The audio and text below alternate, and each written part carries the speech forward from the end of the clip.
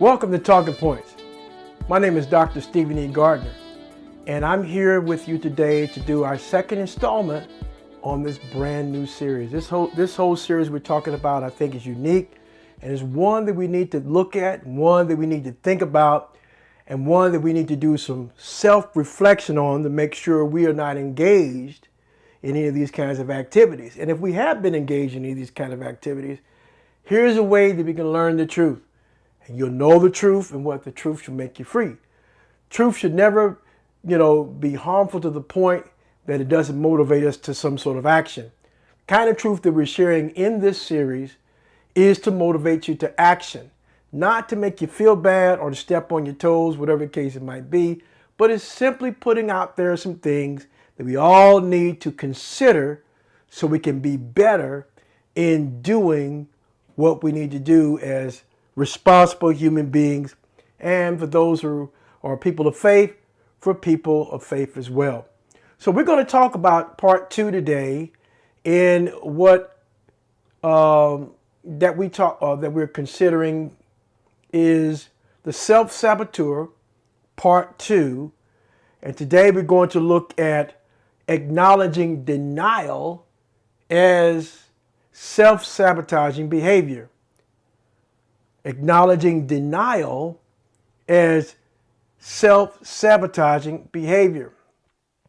Now, the last time we were together, we talked about a few things that had to do with self-sabotage and try to give some sort of idea what that kind of behavior looks like. And so I picked out 4 things that I think that were important enough for us to repeat as part of our review. Number 1 is that self-sabotage refers to behaviors or thought patterns that hold you back and prevent you from doing what you want to do. It is behaviors and thought patterns. And a thought pattern can also be considered, what we call a stronghold. It could be some sort of mindset that where we have a tendency to think a certain way. Or it could be stronghold in behavior, where it be some sort of maybe a character flaw, or some sort of a behavioral flaw that we just seem to cannot move beyond or get around. And it always prevents us from doing what you want to do. Secondly, self-sabotage is when we say that we want something and then we go about making sure it doesn't happen. Now that's self-sabotage, very clearly. We say it, and then we go and make sure it don't happen. Maybe that's because I fear success. So rather than go through the process of having to do the things that are necessary to succeed, look, I'm just going to make sure it doesn't happen. Or maybe there's a fear of failure. Rather than go about whatever it is that I need to do in order to, or acknowledge the fact that they're going to be, that things are trial and error, that I'll self-sabotage and won't do anything at all. So it's when we say we want something and then we go about making sure that it doesn't happen. And that could be a behavior or a thought pattern. Thirdly, the last time we were together, we talked about procrastination. And procrastination has been researched as one of the most common self-sabotaging behaviors. We put things off. At one time or another, we've all found ourselves there. But there are people that are chronic procrastinators. And that is really a strong example of self-sabotaging behavior. We've all done self-sabotaging things. But a person that's a chronic procrastinator is one that is a self-saboteur in this particular area based upon the kind of things that they keep putting off. We talked about that and how we put things off academically. Or maybe it's not school. Maybe it's your job or your position or your role has a certain deadline. And you keep putting it off. You keep putting it off. And then finally you cramming at the last moment. And sometimes cramming at the last moment, that extra energy that you're using, you get deceived by it, is if you're really hustling. And the truth is that you got there because you were engaged in procrastination. I've been there, you've been there, and let's overcome that. And we're going to talk about overcoming in some of the future episodes of this particular series. So, procrastination has been researched as one of the most common self-sabotaging behavior. And fourth, we talked about not admitting when you're wrong. And this is a classic when it comes to self-sabotaging behavior. And we all know people that never like to admit when they're wrong. We all know people that point the finger at other folk when things are going wrong. That was their personal responsibility. To not admit you're wrong is a classic example of self-sabotaging behavior. So we just try to, avoid those kind of things so we don't find ourselves stuck, being this kind of person or having this kind of ego to where, you're always right. That's a whole nother paradigm, because we're not always right. Sometimes we're wrong, and when we acknowledge that we're wrong, then that is a way to overcome this particular self-sabotaging behavior, and that is not admitting when you're wrong. Well, part of overcoming self-sabotaging behavior is learning how to get out of our own way. Part of overcoming self-sabotaging behavior is learning how to get out of our own way. Because the key to overcoming self-sabotaging behavior is to realize that it's the first word in front of the hyphen is the problem, because the first word in front of the hyphen is the individual that is with us 24/7. Self.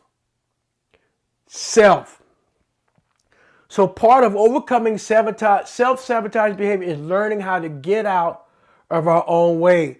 And that comes when we recognize when we are in our own way. And sometimes it's self-sabotaging behavior that we have made a part of our lifestyle, and we are tripping our own self up. Like we talked last week about the individual on the basketball court, where everybody knows that this guy, you don't want him on your team, or you don't want her on your team, because why? They don't know the fundamentals, and they're going to mess stuff up. In other words, they are self-check. And we don't want to be the kind of individuals that have a history of messing stuff up to where other people start predicting, I'll give him 6 months. We don't want to be that person to where we are predictable, that people know that we're going to self-sabotage or undermine our success because of our history or our tendency to engage in what? Self-sabotaging behavior. Well, today I want to talk about denial. And denial is another insidious example of self-sabotaging behavior. Denial is a defense mechanism in which an individual refuses to recognize or acknowledge objective facts or experiences. It is a defense mechanism in which an individual refuses to recognize or acknowledge objective facts or experiences. I think in the last 24 months, nearly 24 months, we've seen a lot of denial going on as it relates to COVID-19, as it relates to vaccinations, as it relates to politics. We've seen a lot of that. And I'm not going to go into explaining all that and what we've already seen, but the truth is that what we've heard from people when they're trying to defend a position or defend an activity or the lack thereof, when their facts and experiences say something different. The facts and experiences are common sense. It's this defense mechanism called denial that refuses to recognize or acknowledge objective facts and experience. I said objective facts, not subjective.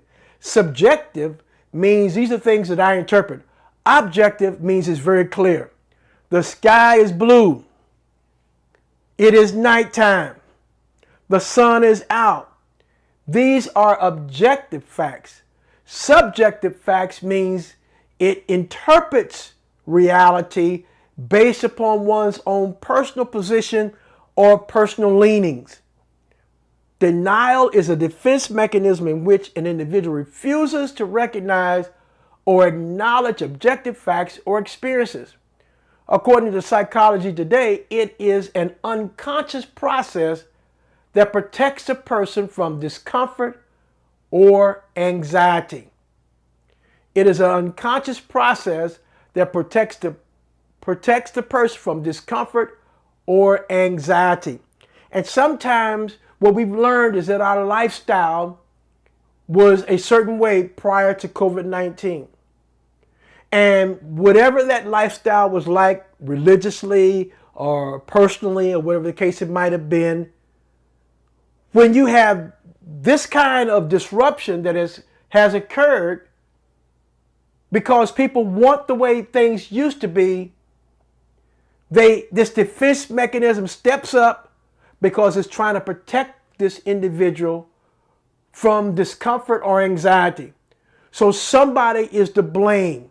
You're taking away my rights, or whatever the case it might be. Things, are morphed into whatever subjective reality that people want them to morph into, whether it's based on conspiracy theories or it's based on something else. The fact of the matter is that denial is a defense mechanism in which an individual refuses to recognize or acknowledge objective facts or experiences. And it's the unconscious, that which is beneath the conscious, that which is in the subconscious domain, that is a process that goes about serving to protect the person from discomfort or anxiety. Now let's take a brief diversion and provide an elementary description of the unconscious mind. And I think this is important because, look, when we talk about self-sabotaging behavior, we're talking about stuff that's beneath the surface.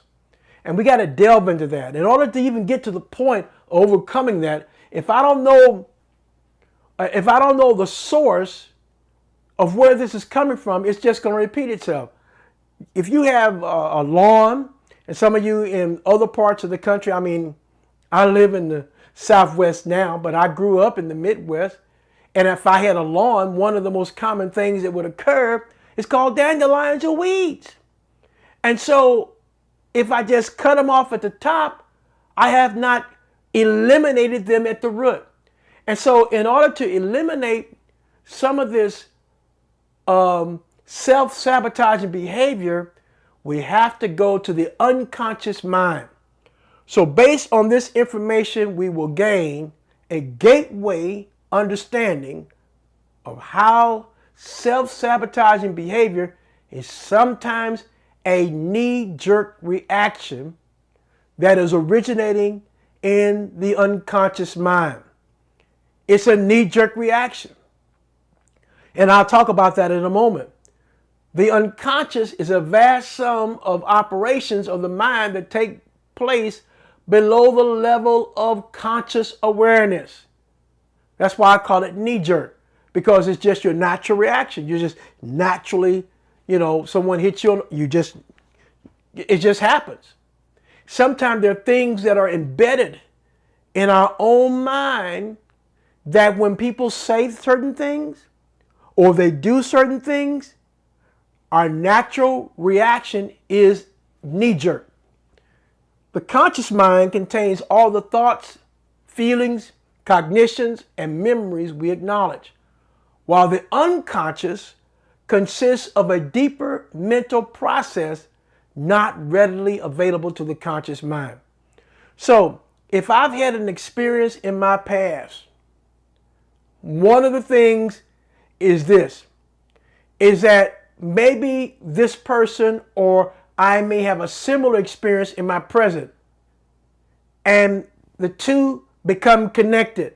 I'm triggered by something that I learned to react against long ago, and this can be problematic and causes me self-sabotaging behavior because somebody said this thing to me while I was growing up, and as a result, I find that when I hear it, or I'm still dominated by it in our unconscious mind.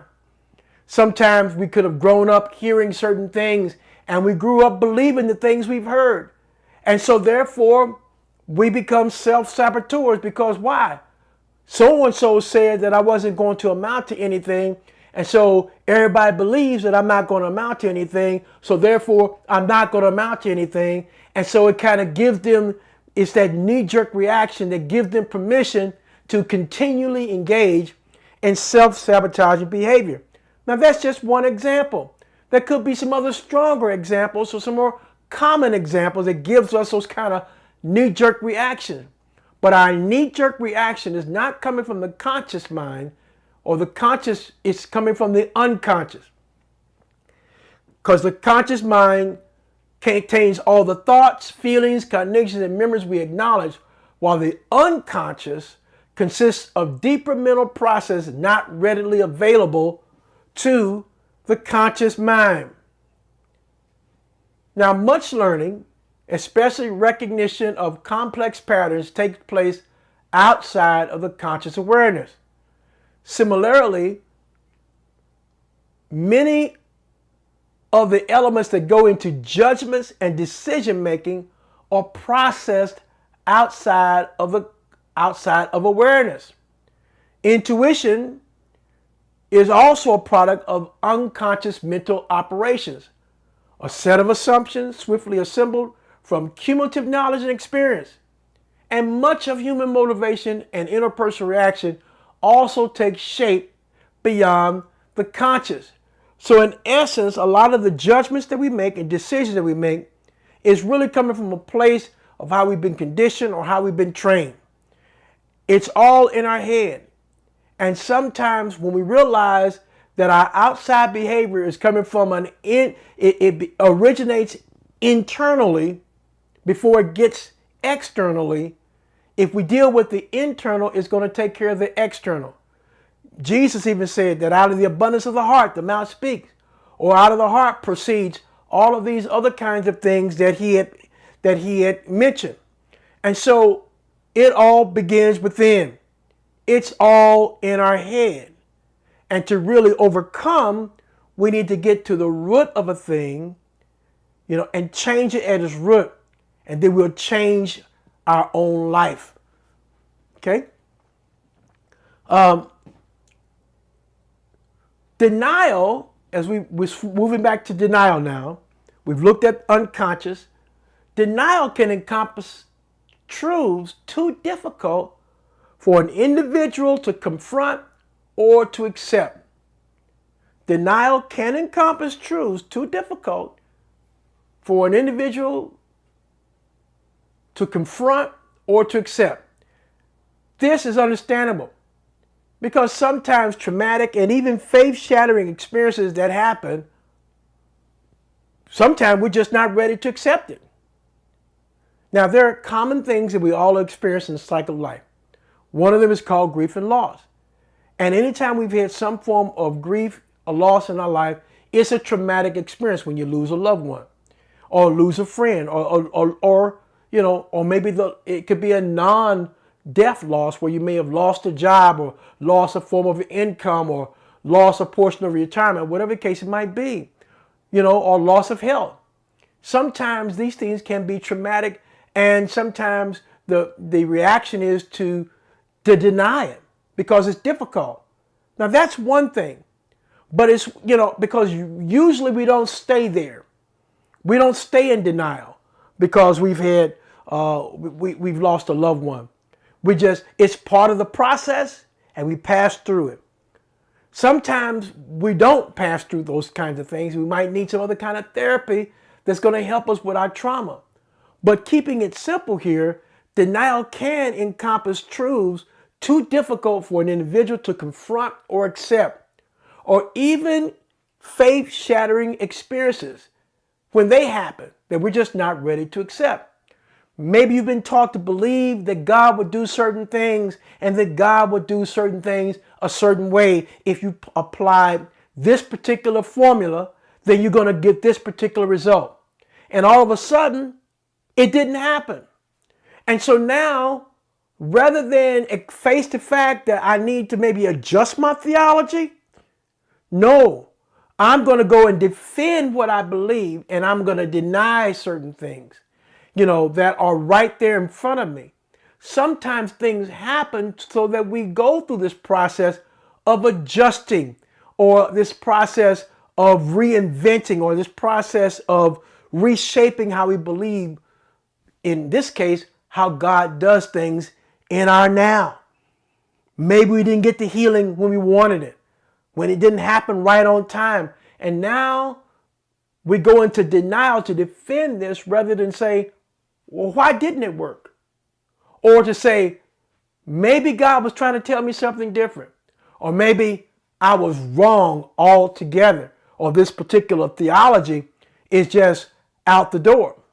And so there are things we can learn, that there are temporary denials. But when denial becomes part and parcel of one's life, then that's something else. Denial can be normal and part of our human experience. But when denial becomes a defense mechanism that refuses to recognize or acknowledge objective facts or experiences, now we have a problem. We now have self-sabotaging behavior. And sometimes we just simply need to snap out of it. But in order to snap out of it, we got to hold ourselves accountable to the truth that we hear. We got to be open and willing to accept even criticism. And many times, and I'm talking about constructive criticism. Many times the way out of it is to engage in critical thinking. And so some of these things are a way out, is our deliverance from self-sabotaging behavior, which we will get into in some of our subsequent episodes on how to overcome it. But here we're talking about the art of living in denial, where people just will not accept or acknowledge the truths that are in front of them, no matter what anybody tells them, no matter what common sense says.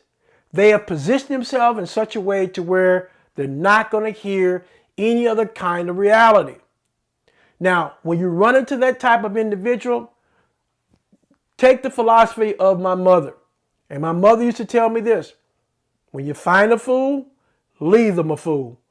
You don't have time for people to occupy your space.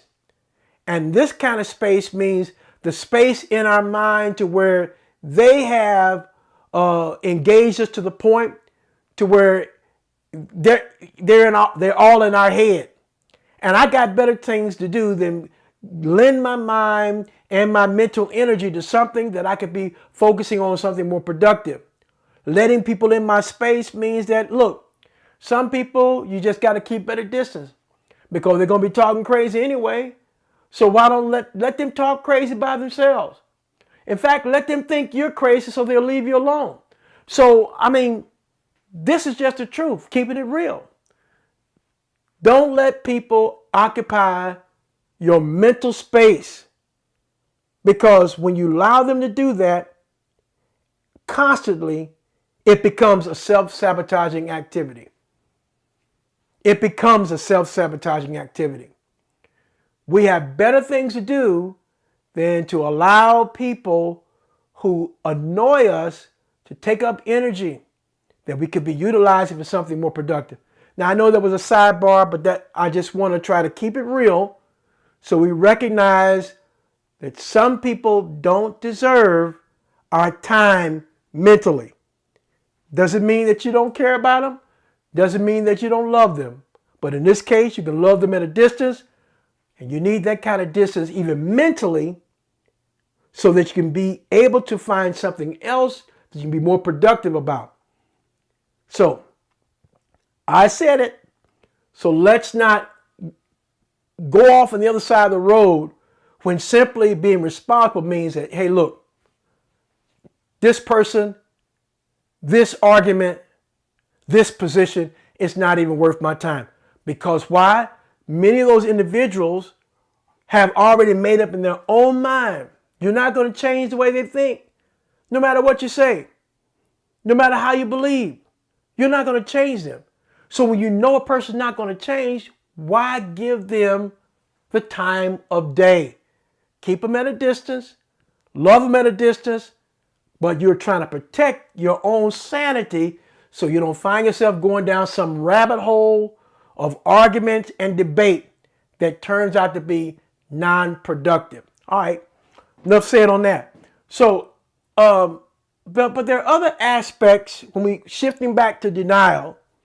We've learned this about denial can shape dynamics in different domains of life, whether that be ignoring relationship conflicts or it could be something else.